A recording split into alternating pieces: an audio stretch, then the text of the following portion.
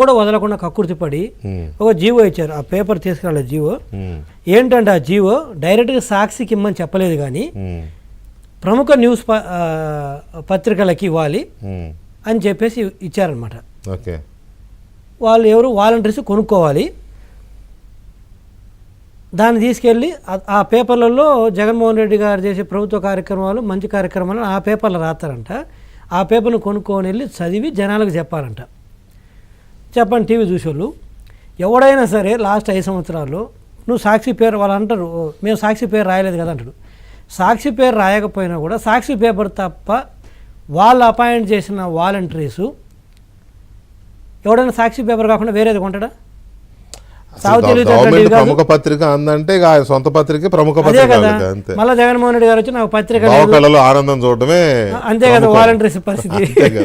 మళ్ళీ జగన్మోహన్ రెడ్డి గారు వచ్చేసరికి పొరపాటుని ఇక్కడ మనం ఎలా అనుకుంటాం, ఏమన్నా అనుకుంటామేమో సాక్షి పత్రిక వాళ్ళదని, నాకు మీడియా లేదంటాడు మళ్ళీ బయటకు వచ్చి. సో అట్లా నాటకాలు ఆడి కక్కుర్తిపడి చివరికి 200 కోట్ల రూపాయలకు కేవలం పత్రికలో వచ్చిన ప్రకటనలు వేరే వెంకటేశ్వర గారు మళ్ళీ కొనడానికి గవర్నమెంట్ డబ్బుల ద్వారా వాలంటీర్స్కి డబ్బులు ఇచ్చి నెలకు అడిషనల్గా 250 రూపాయలు 300 ఒక జీవో ఇచ్చి దాని ద్వారా కొనిపించాడు. అంటే అదేదంటారు కదా, కవితకి ఏది కాదు అనర్హతం అన్నట్లు ఈయనకు అవినీతికి ఏది కాదన్నట్టుగా అట్లా ప్రతి దాంట్లో కూడా లాస్ట్ అంటున్నాను ఇది. ఇంకా తర్వాత దాంట్లో వచ్చిన ప్రకటనలు వారానికి ఒకసారి. ఇప్పుడు ఓ స్కీమ్ పెడతారు వెంకటేశ్వర గారు, ఎవరైనా ఓ స్కీమ్ పెడితే కూడా సరే లైఫ్ టైంలో ఒకసారి అంతే కదా. ఇప్పుడు ఎవరైనా పెళ్లి చేసుకున్నానుకో పెళ్లి పత్రిక ఎన్నిసార్లు కొట్టిస్తారు? ఫస్ట్ పెళ్లి పత్రిక కొట్టిస్తారు, మహా అయితే వెడ్డింగ్ యానివర్సరీ చేసుకుంటారు. వెడ్డింగ్ యానివర్సరీ అంటే పెళ్లి రోజు చేసుకున్న 10సారి పెళ్లి పత్రిక కొట్టించారు కదా ఎవడు కదా.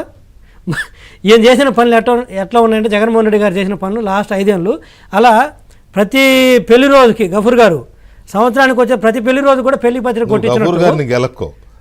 ఏదో చెప్తాడు అట్లా ప్రతి పెళ్లి రోజుకు ఒక పెళ్లి పత్రిక కొట్టించినట్టు జగన్మోహన్ రెడ్డి గారు ఇచ్చిన ప్రతి స్కీమ్ అది రిపీట్ అయిన ప్రతిసారి ప్రకటనలే.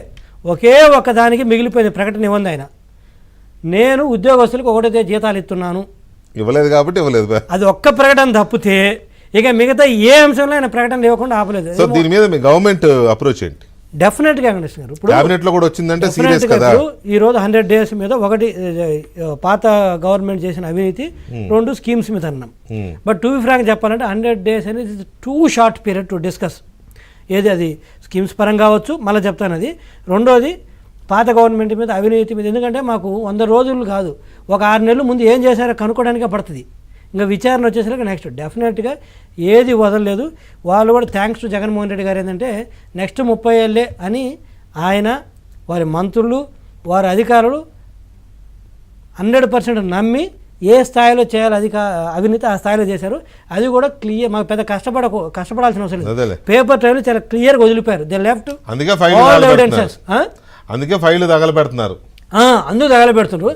బట్ పేపర్ ట్రైల్ ఉంటుంది, కొన్ని పేపర్లు ఫైల్ తగలబెట్టారు, ఎక్కడికి పోదు, అది ఈజీ కాదు. జత్వాని గారి కేసులో ఏమైంది, ఆ పాప కేసులో ఈజీగా దొరికిపోలే వీళ్ళు. ముందు రోజు ఫ్లైట్ టికెట్లు వేసుకోవడం. నమస్తే దినకర్.